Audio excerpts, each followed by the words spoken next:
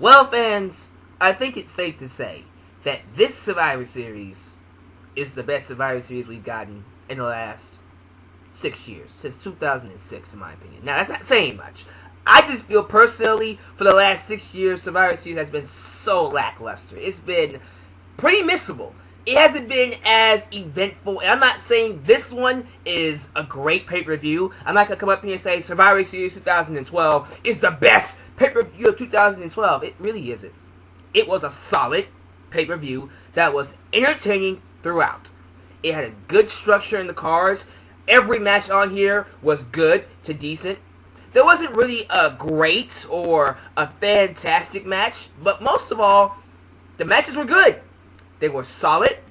Didn't have a problem with them. Well, one match I had a problem with. I'll get to that in a second. But for the most part, your boy, the Lex Man, is giving this pay-per-view a solid grading, in my opinion.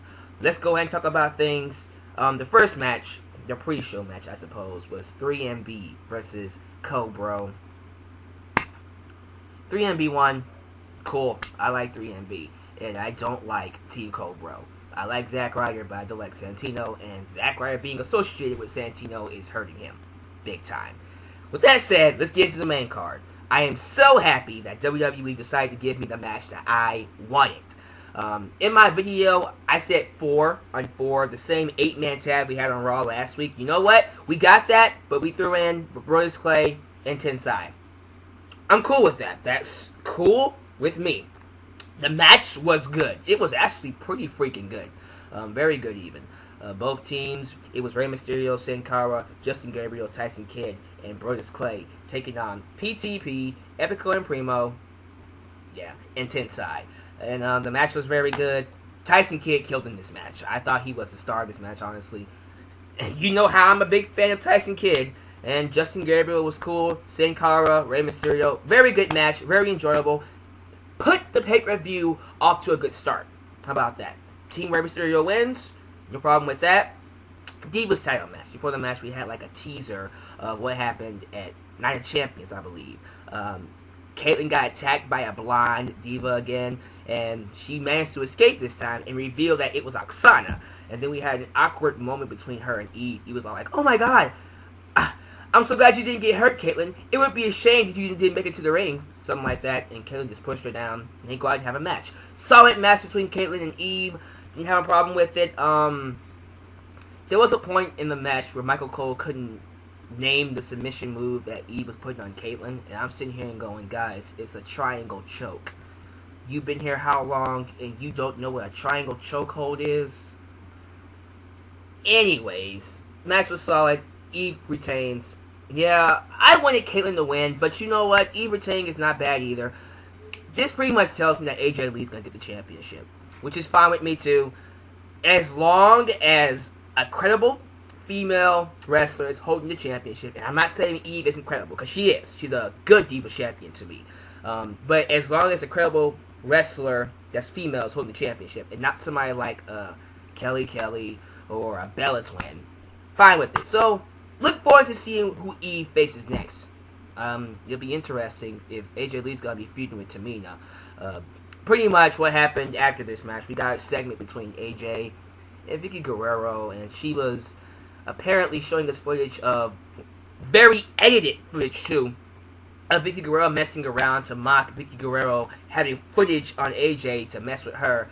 It was stupid. It was pointless. I didn't care. I'm pretty sure you didn't care. What I cared about was Tamina returning at the end of the segment. Tamina Snuka enters from the crowd, knocks AJ down, hits her with the Superfly Splash, and I guess initiates a feud between them to go on to TLC, which I am perfectly fine with. More female wrestlers on Raw, on SmackDown, cool. I'm happy with that, but apparently, based off of AJ Lee's feud with Tamina, I'm questioning who Eve is going to be facing now. I guess we're going to find out about that. The next match is R-Truth versus Antonio Cesaro. Nothing special. Cesaro retains. That's all I can really say. He retains. The match was decent. It wasn't bad, but it wasn't memorable at all. So, there you go with that. And then afterwards, we get the World Heavyweight Championship match between Sheamus and Big Show. Okay. The match itself was good until the ending. What had happened was Sheamus was going for a bro kick. Big Show pulls the referee in front of him. Sheamus kicks the referee, and then referees swarm around the ring, to take care of the referee that was knocked out. Sheamus is like, "Oh no, I'm sorry, fella." Gets up, gets knocked out by Big Show, and one of the referees inside the ring turns around and pins him. At this point, I'm like, yeah, you dumbass. The match is still going on. No bell was rung. The match was still going on. There was a referee to make the count. So, yeah, it counted. Big Show pins Sheamus, and for some particular reason, the other referee, who didn't even initiate the count, decided to reverse the decision and said that Big Show got disqualified. And, yeah, because he pulled the referee in front of him and had Sheamus kick him. I guess that makes sense, but these clusterfucks finishes. Why did we need this? I get it. They're going to continue the feud until TLC. This feud needs to end.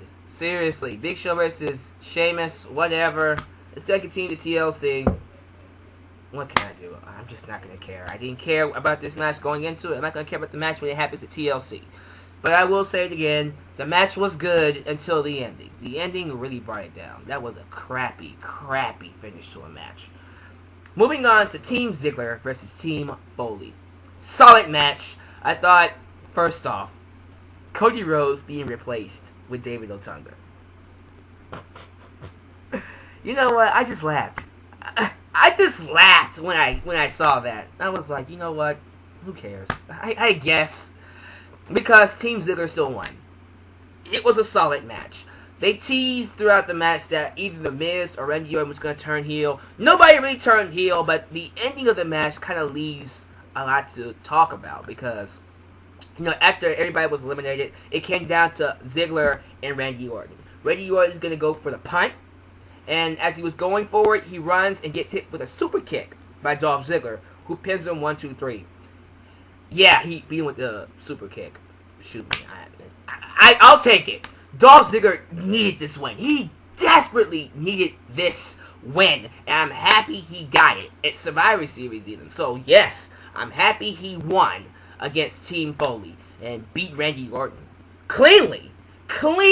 No BS. He beat Randy Orton. Solid match. The ending pretty much is Randy Orton soaking inside the ring because he lost the match. And, this happens to be his specialty, the Survivor Series. This is what helped Randy Orton become a star because of him winning numerous Survivor Series and being the sole survivor of his teams in the past and stuff like that. Well, he lost this one. He also lost the one in 2009, but nobody cares about that. But you know what I mean. He was soaking. He's mad at himself. This could lead to a heel turn. I'm not saying it will. I don't trust WWE nowadays to really go through with it, but if they do, thank you. It's been a long time. Randy Orton should have turned heel in 2011. But you know what? I'm not going to bitch. If he's going to turn heel as a result of this match, wonderful. Randy Orton is a fantastic heel. He's a better heel than babyface. So if he's going heel, I'd be excited for that. I question who they're going to get to replace him as the top babyface on SmackDown. But we'll see what happens with that. We'll have to see where this goes overall. And then the main event. CM Punk versus Ryback versus John Cena. Okay. The match itself, I guess it was solid. I didn't have a problem with it. I kind of enjoyed it. It wasn't anything spectacular, though. The ending caught me off guard. I think Ryback hit John Cena with the shell shock, or he was going to hit him with it. Either way, 3 men wearing black clothes entered the ring and started beating up Ryback. And since it's no disqualification because it's a triple threat match, that changes from time to time. Sometimes it's disqualification, sometimes it's not. Who cares? 3 men are beating him up. And then they pull Ryback out of the ring, and then we see their faces. One of them is Seth Rollins, NXT champion. The other is Roman Reigns, I believe. And then the other is Dean Ambrose. Awesome. And they all beat the living hell out of Ryback and put him through the announcer's table. It was a sick powerbomb by Roman Reigns, too. And they helped CM Punk pick up the victory after CM Punk pins John Cena to retain his championship and becoming WWE champion for 1 year straight. Yes! Awesome. That rocks. CM Punk is champion for 1 entire year. And on top of that, we have started a new faction. They were in talks with this a while ago, and it looks like we're going to go through with it. A faction with CM Punk, Seth Rollins, Dean Ambrose, Roman Reigns. Wow. Now we throw in Brock Lesnar. Done deal. This is exciting. This is cool. You know, I'm looking forward to seeing this. Actually, it'll probably be Brad Maddox as a 5th member, but who cares? I'm excited about this.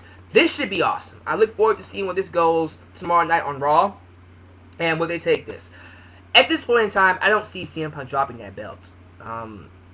He's going to hold it. If he holds it to TLC, he'll be the longest reigning champion in the last 3 decades. So at this point in time, I see no reason for him to drop that belt. From tomorrow night until Royal Rumble, it's the build to CM Punk.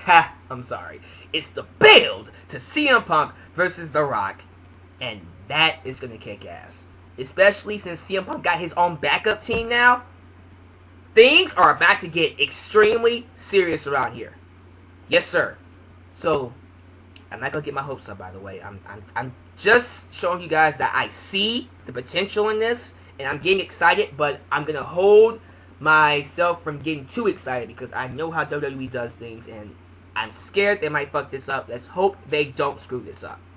But overall, good show. Had no problem with it. Tell me how you felt about Survivor Series 2012. And with that said, subscribe to me if you have not. Like me on Facebook. Follow me on Twitter. Check out my tout. Check out Wrestling Paradise, my podcast channel. Everything down below in the description box. With that said, I'll catch you guys in my next video. Survivor Series 2012. The best Survivor Series in the last 6 years, in my personal opinion, because the others have been so lackluster. See you tomorrow night for Raw. Your boy, The X-Men, signing off. Peace out.